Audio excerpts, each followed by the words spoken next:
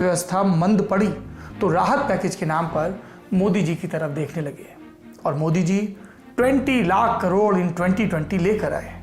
मोदी जी कह गए, फिर उनकी वित्त मंत्री, हमारी वित्त मंत्री निर्मला सीतारमण पैकेज समझाने आई। 5 दिन लगे पूरा समझाने में। सरकार की इतनी मेहनत के बाद भी खर्चे का हिसाब 2-3 लाख करोड़ से ऊपर नहीं जा पा रहा, यानी जीडीपी का 10% नहीं, करीब 1 से 1.5%। तो फिर प्रधानमंत्री मोदी इतना बड़ा गुब्बारा क्यों छोड़ गए थे? क्या सिर्फ ये बड़े आंकड़े जनता को सम्मोहित करने के लिए थे? पूरी गणित आपको आसान तरीके से समझाते हैं। बड़े बड़े आंकड़ों का मामला है, इसलिए ग्राफिक्स की मदद भी लेते हैं। मोदी जी ने रकम बताई 20 लाख करोड़। ये बात है 12 मई की।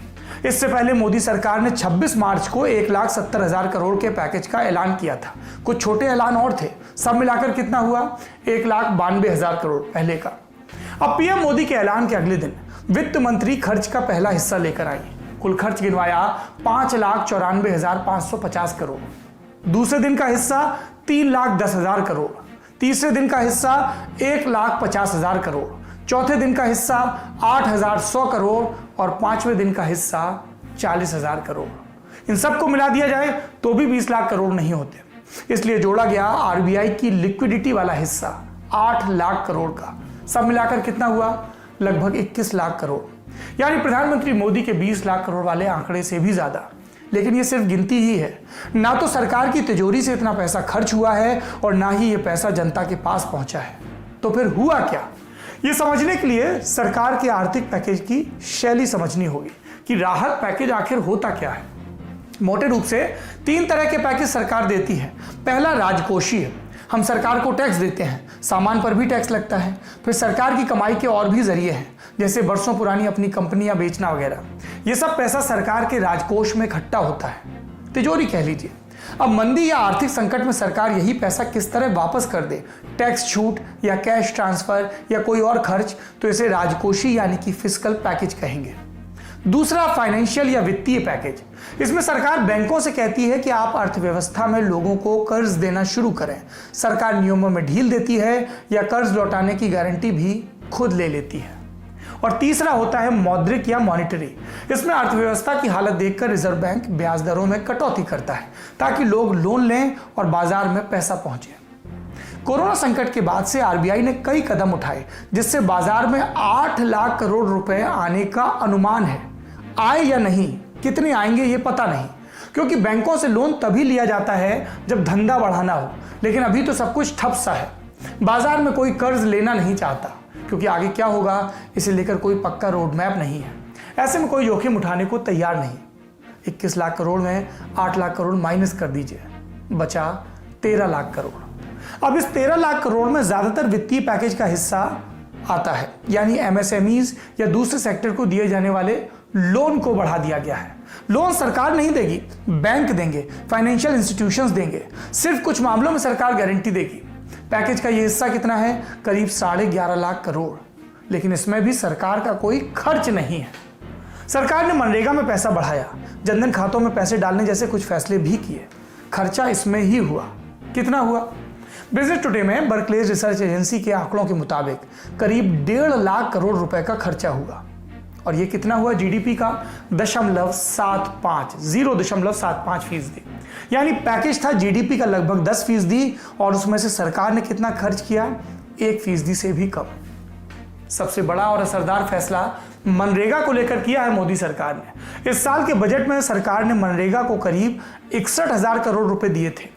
अब 40,000 करोड़ और बढ़ा दिए हैं ताकि ज्यादा लोगों को काम मिले, गांव में पैसा पहुंचे, रूरल इकोनॉमी को बूस्ट मिले और जो बिल्कुल गरीब हैं, मजदूर हैं, उनकी मदद हो। इसके लिए मनरेगा में मजदूरी 182 रुपए प्रतिदिन से बढ़ाकर 202 रुपए प्रतिदिन कर दी गई है। इसके अलावा महिलाओं के जनधन खातों में 500 रुपए 3 महीने के लिए डाले जाएंगे। सरकार कह रही करीब 20 करोड़ खातों में यह पैसा जाएगा। इसी तरह से कृषि सेक्टर में रिफॉर्म्स को लेकर भी सरकार ने अच्छे फैसले किए। मनरेगा का फैसला भी अच्छा है। मसलन इसेंशियल कमोडिटीज एक्ट में बदलाव की बात, या फिर उपज को कहीं भी बेचने का नया कानून लाने की बात। ठीक बात है कि ये रिफॉर्म्स होंगे तो किसानों के हक में जाएंगे, लेकिन अभी जिसकी जरूरत थी वो नहीं हुआ है। लाखों लोगों का रोजगार छिना है। देश में हर चौथा आदमी बेरोजगार है। शहरों से घर लौटे प्रवासियों के सामने खाने का संकट है। उनके जनधन खाते में 500 रुपये भेजना या फिर फ्री राशन देने की बात कहकर सरकार अपनी जिम्मेदारी से नहीं भाग सकती। शहरों में अपना रोजगार छोड़कर गांव की तरफ भाग रहे मजदूरों को सरकार से मदद की उम्मीद रखने का पूरा हक है, लेकिन उम्मीद के नाम पर सरकार बड़े बड़े आंकड़े थमा दे रही है। इस बात पर कि लोगों ने ध्यान दिलाया कि सरकार चाहे कितना विस्तृत ऐलान करना चाहती थी, वो एक दिन में भी ये कर सकती थी, लेकिन 5 दिन के इवेंट में इसे तब्दील कर दिया। 30 लाख करोड़ का बजट एक दिन में पेश हो जाता है और जिस पैकेज को सरकार 20 लाख करोड़ का बता रही है उसे पेश करने में वित्त मंत्री 5 दिन लेती हैं। पहले वो अंग्रेजी में पढ़ती हैं, फिर वही बात अनुराग ठाकुर हिंदी में पढ़ते हैं। 5 लंबी और उबाऊ प्रेस कॉन्फ्रेंस के बाद सवाल जवाब होते हैं तो कई सवालों के जवाब नहीं दिए जाते हैं और आखिरी में पता चलता है सरकार अपनी जेब से जीडीपी का 0.75% खर्च कर रही है, 10% नहीं। आधे से ज्यादा ऐलान वो हैं जो हम बजट में भी सुन चुके थे, जिन्हें लागू करने या उन पर जोर देने के लिए सरकार को किसी महामारी की जरूरत नहीं थी। फिर सरकार ने ये राग दोबारा क्यों आलापा?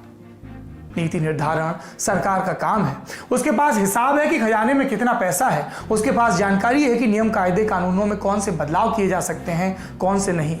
जनता कोरोना से त्रस्त है, लोगों की नौकरियां जा रही हैं, तनख्वाह कट रही है, पलायन को मजबूर हो रहे हैं। ऐसे में उन्हें आंकड़ेबाजी से ज्यादा सच सुनने की जरूरत थी।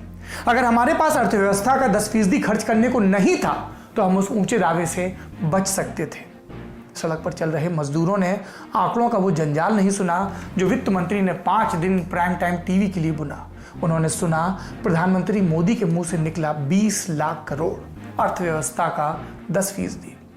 अभी सत्य अखबार के बिजनेस पन्नों तक महदूद है, लेकिन कभी कभी ये आंकड़ा समस्या बनकर आएगा तो जरूर हमारे देश के सामने। सोचिए आने वाले वक्त में जब उन मजदूरों पर कुछ बीतेगी, दुख बीतेगा और उन्हें पता चलेगा कि जब वो अपना घर बार लेकर सड़क पर चल रहे थे, जुए पर बैल के साथ जुटे हुए थे, तब सरकार आंकड़ों की बाजीगरी में मशगूल थी। सरकार के पास सदन का भरोसा है, क्या वो इतने में खुश है? क्या उसे लोगों का भरोसा जीतने की कोई ज़रूरत महसूस नहीं होती?